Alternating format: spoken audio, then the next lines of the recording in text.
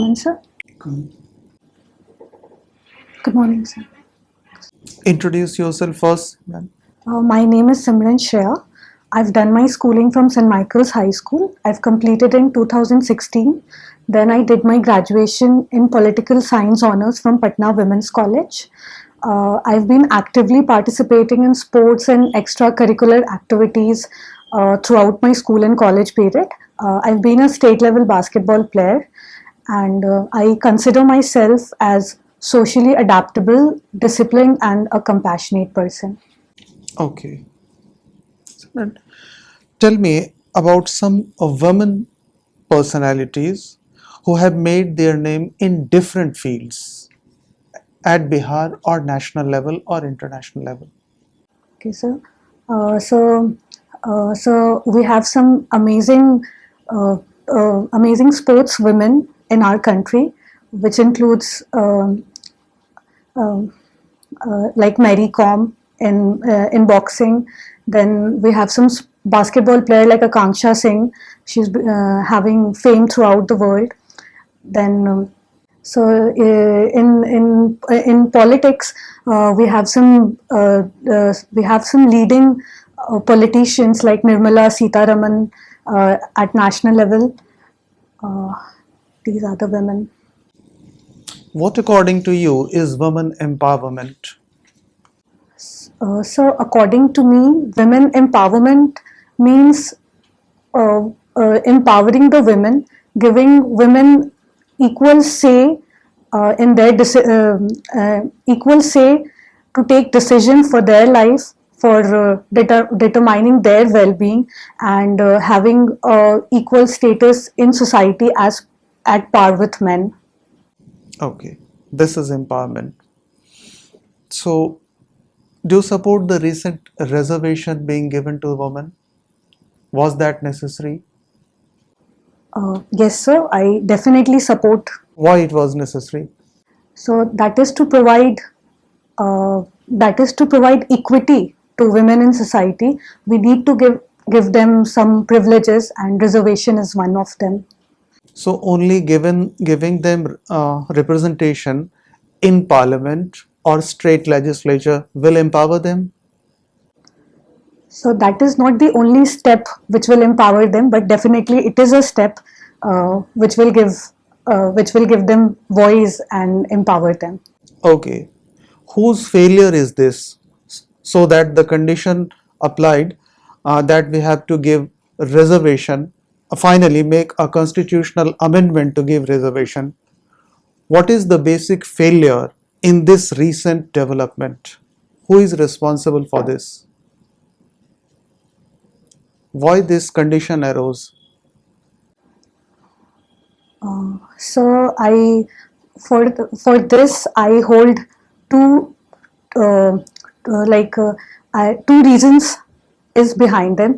Like first, the political party themselves. If they could have given if they could have given seat to women in their election, the necessity for giving reservation may not have arisen. And so second is the society itself, which has a mindset where women are not seen as a leader. They are not seen as capable as men to lead the nation, and that is why they tend to vote for or to see a male leader over a woman. Okay. What is BRICS? So BRICS is a multinational organization consisting of developing nations, which presently consist of Brazil, Russia, India, China, South Africa, and five more countries have been recently added, which includes UAE, Saudi Arabia, um, uh, if I'm not wrong, Argentina. Said I'm not able to recall all the names.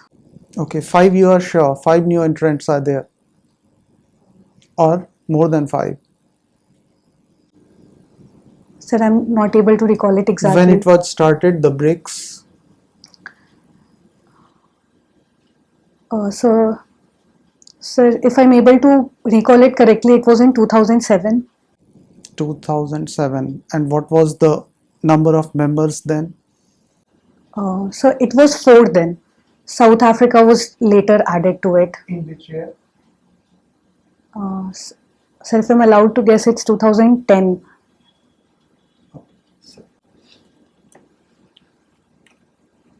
What is today burning topic in newspaper?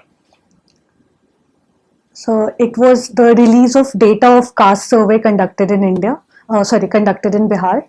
So some data was released yesterday on the occasion of Gandhi Jayanti, and that was the hot topic in newspaper. How you see the data released by the government in today context?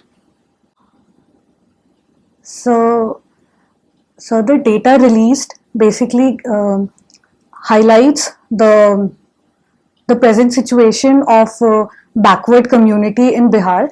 They give a clear picture of the different castes in Bihar, which will help to have a better affirmative policies by the government.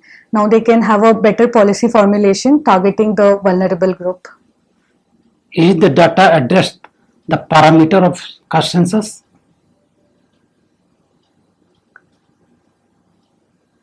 Release data.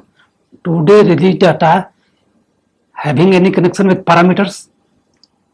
Census parameters. So I can't relate with both of them. So if I'm allowed to guess, so census collect many What other. are the parameters of census? This caste census parameter. I'm sorry, sir. I Are you happy with this caste census result? Yes, sir. I am happy with the. How? So it is because it will it gives the numbers of different communities. So formulating a policy for them will be easier for the government, and now their social upliftment will be done in a better manner. You have seen that the population of backward class increased in percentage. Yes, sir. Similarly, the percentage of Yadav community increased in percentage. Yes, sir. Then what result it will give in administration? How it is beneficial for Bihar? Increase of population for particular community.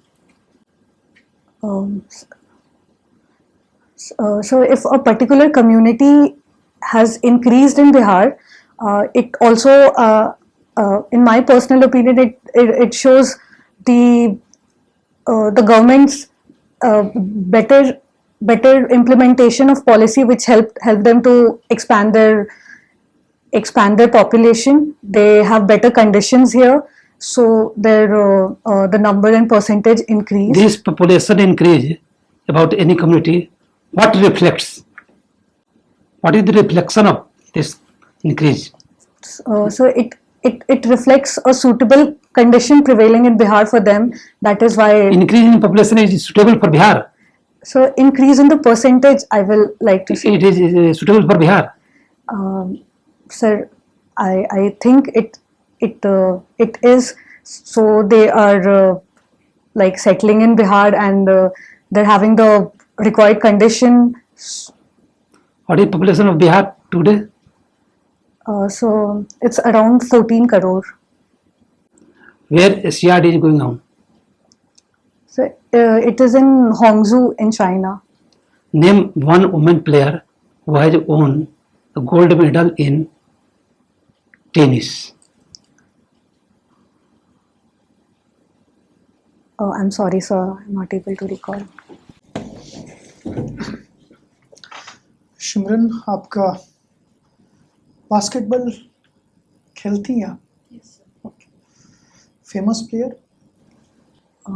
So Akanksha Singh is a very famous player. Apart from that there is Madhu Kumari. She's also a very good player.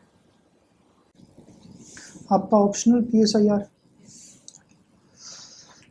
हमें ये बताएं कि महिला सशक्तिकरण के लिए संविधान में क्या प्रावधान किया गया? सर, महिला सशक्तिकरण के लिए सबसे पहले हमारे मौलिक अधिकार में उन्हें बराबरी का दर्जा दिया गया है अनुच्छेद 14 में.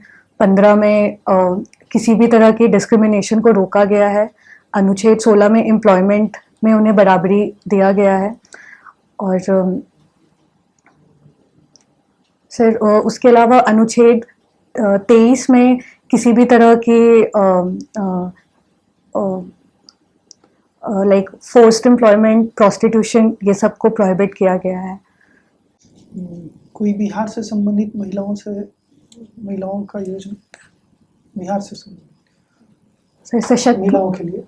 सर महिलाओं के लिए 7 निश्चय में हमारी सशक्त महिला, सक्षम महिला एक योजना है। उसके अलावा महिला उत्थान योजना है, जिसके तहत कुछ फाइनेंशियल असिस्टेंस दिया जाता है लड़कियों को उनके जन्म से लेकर उनके ग्रेजुएशन तक, जो कि अराउंड 54,000 रुपये होते हैं। फिर महिला उद्यमी योजना है, जिसके तहत उनके एंटरप्रेन्योरशिप को प्रमोट किया जाता है। सुकन्या योजना की सर मुझे एग्जैक्टली अभी याद नहीं आ रहा। आप गुजराल डॉक्ट्रिन क्या है? सर गुजराल डॉक्ट्रिन हमारे पड़ोसी देशों के लिए फॉर्मुलेट किया हुआ एक फॉरेन पॉलिसी था, जिसके तहत नॉन रेसिप्रोसिटी की बात की गई है कि भारत हेल्प करेगा without expecting any return from the neighbour countries. किसने सिद्धांत दिया था? सर ये हमारे फॉरेन मिनिस्टर IK गुजराल ने दिया था। G20 का ऑब्जेक्टिव क्या था? सर G20 कंट्री बेसिकली पूरे ग्लोबल इकोनॉमिक ऑर्डर को स्टेबल करने की बात करती है, और साथ ही साथ डेवलपिंग कंट्री का इंटरेस्ट रेज करती है। और so main objective global financial stability है G20 की। और 2023 समिट का ऑब्जेक्टिव इस बार ऑब्जेक्टिव था लाइक कंसेंसस लेना रशिया यूक्रेन वॉर का। उसके अलावा जितने भी प्रॉब्लम्स जो डेवलपिंग नेशन फेस कर रहे थे उनको रेज करना था।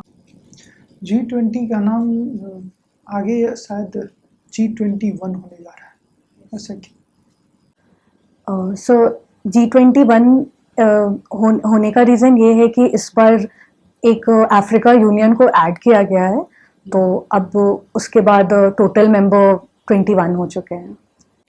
फंडामेंटल राइट और DPSP में बेसिक डिफरेंस क्या है? सो बेसिक डिफरेंस ये है कि फंडामेंटल राइट्स इन्फोर्सेबल है कोर्ट में। अगर उसका हनन होता है तो हम कोर्ट में जा सकते हैं, जबकि DPSP इन्फोर्सेबल नहीं है। उसके लिए हम आर्टिकल 32 और 226 के तहत कोर्ट में जाके इन्फोर्समेंट की अपील नहीं कर सकते। बिहार में महिलाओं से संबंधित क्या क्या समस्या है? ऐसी 3 समस्या। सो पहली समस्या एम्प्लॉयमेंट की है। हमारे बिहार में पूरे इंडिया में सबसे लोएस्ट वुमेन लेबर फोर्स है, जो कि 11% है। सर दूसरी समस्या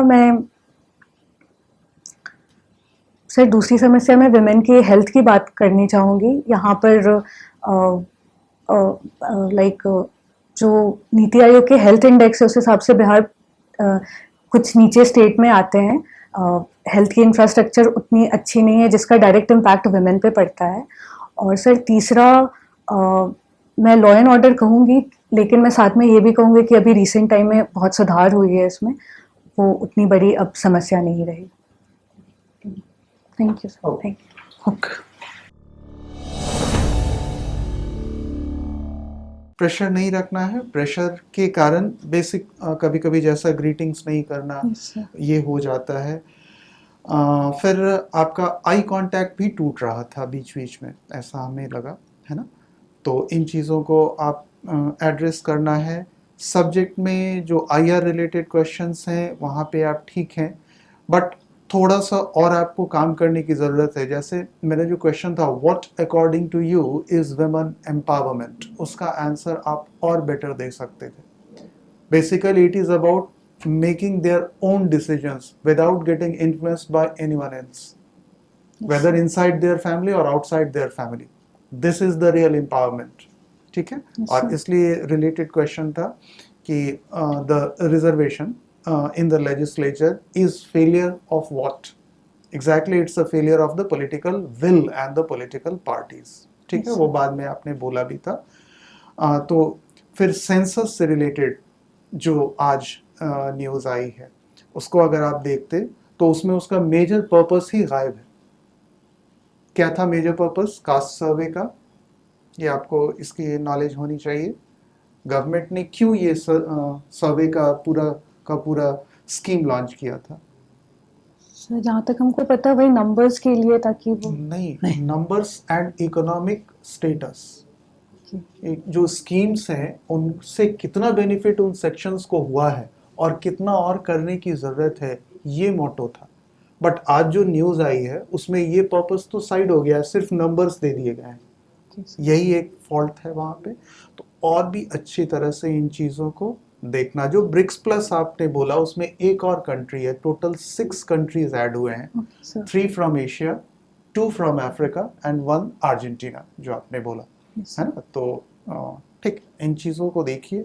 वुमेन पर्सनालिटीज़ वाला जो क्वेश्चन था उसमें और 1-2 पर्सनालिटी के नॉन पॉलिटिकल अगर आप बोलती है ना, जैसे निर्मला सीतारामन ही हो गई, या इंडस्ट्री साइड की कुछ आप बोल सकती थी, स्पोर्ट्स में आपने बोला भी है, म्यूजिक में आप बोल सकती थी. मीन्स नॉन पॉलिटिकल एम्पावरमेंट भी होता है. एम्पावरमेंट का मतलब सिर्फ पॉलिटिकल ही नहीं होता है. इसलिए मेरा ये क्वेश्चन था. Yes. ठीक है. बस रेस्ट इज ओके. ये नर्वसनेस आपको नहीं लानी है. आप इससे ज़्यादा पोटेंशियल है आप में. आप Yes, sir. अच्छे से वर्क करो, आपका सिलेक्शन भी होगा और आपके अच्छे रैंक भी आएंगे. Thank you बस so much, डेविएट sir. नहीं करना है आपको. Sir. कास्ट सेंसस जो हुआ है इसको थोड़ा सा कास्ट स्टिग्मा को हटा करके इसको एनालाइज करना है. मेन चीज जो आज आया है Yes, sir. कि बैकवर्ड क्लास का पॉपुलेशन बढ़ गया, फॉरवर्ड का घट गया. तो इसके पीछे कारण क्या है? आप कास्ट पास्ट मत होकर बोलिएगा, बताना है कि इसका कारण क्या है. अभी भी बताइए इसका कारण क्या है, वो कैसे बढ़ गया उसका, इसका घट गया. सर एक माइग्रेशन भी हो सकता है. माइग्रेशन तो बैकवर्ड क्लास का ज़्यादा होता है, फॉरवर्ड क्लास का माइग्रेशन कम होता है. बैकवर्ड क्लास में देखिए मजदूर जो बनकर जाता है मेनली बैकवर्ड क्लास के लोग रहते हैं, तो उनका तो पॉपुलेशन नहीं बढ़ना चाहिए था, तभी उनका बढ़ गया. तो इसका मेन कारण क्या होगा? 31 में उसका परसेंटेज जो था उससे करीब करीब 90 साल हो गया. 90 साल में भी क्या चीज में सुधार नहीं हुआ? उनके किस चीज में सुधार नहीं हुआ जिसके चलते उनको पता नहीं चल रहा है कि क्या कर रहे हैं हम. सर शायद लिटरेसी की कमी है, तो इसको फोकस करना होगा आपको, क्योंकि ये बर्निंग टॉपिक है, इस पर पूछेगा, ज्यादातर चांस है कि इसमें पूछेगा. तो थोड़ा इस पर वर्क कर लीजिएगा, क्या था, कैसे होगा, इसके पीछे कारण क्या हो रहा है. दूसरी चीज कि ये जो डायनेमिक्स आया इस तरह का, तो इसका एड्रेस बिहार गवर्नमेंट कैसे करेगी? एक का बहुत घट गया, एक का बहुत बढ़ गया, तो इसके लिए बिहार गवर्नमेंट का फोरसाइटनेस क्या रहेगा, ये भी पूछ सकता है. तो इस पर थोड़ा सा बढ़िया से एनालिटिकल आप तैयारी कीजिएगा कि उसको एनालाइज कर सकें वहाँ पर.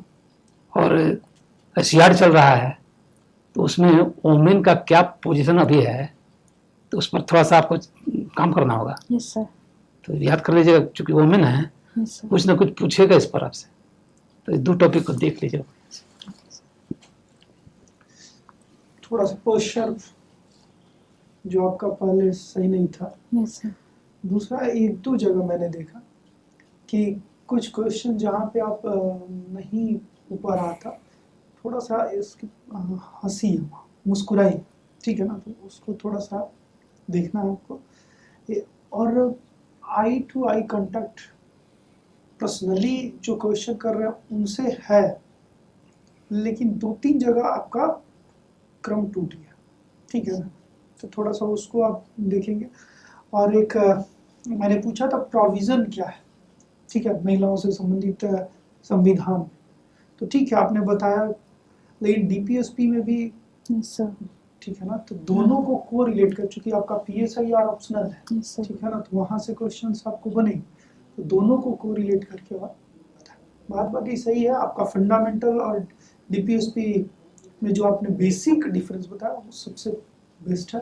ठीक है, ठीक है, thank you sir. Sir last time में आपने मेरे मतलब हेड मूवमेंट को लेके बोला था कि मतलब तुम बोलते हो तो थोड़ा हेड मूवमेंट होता है, तो सर इस बार हम थोड़ा ध्यान रखे थे, इस बार कम। हाँ, नहीं हुआ है आज, वो चीज़ ठीक था, बट स्टार्ट में ही पता नहीं क्यों आप अंडर प्रेशर Yes, sir. थे, है ना, Yes, sir. वो आपके हैंड पोजीशनिंग, अभी भी आपका हैंड पोजीशनिंग फिर, तो इस चीज़ को देखो, बहुत ही अच्छे कैंडिडेट हो आप, आपके चांसेस बहुत ही ब्राइट हैं, बट जो बेसिक्स हैं उनको एकदम से क्लियर रखना है, कॉन्फिडेंस को डिप नहीं होने देना है, Yes, हो sir. जाएगा सिलेक्शन आपका। All the best. Thank you, sir. Thank you. Okay. All the best.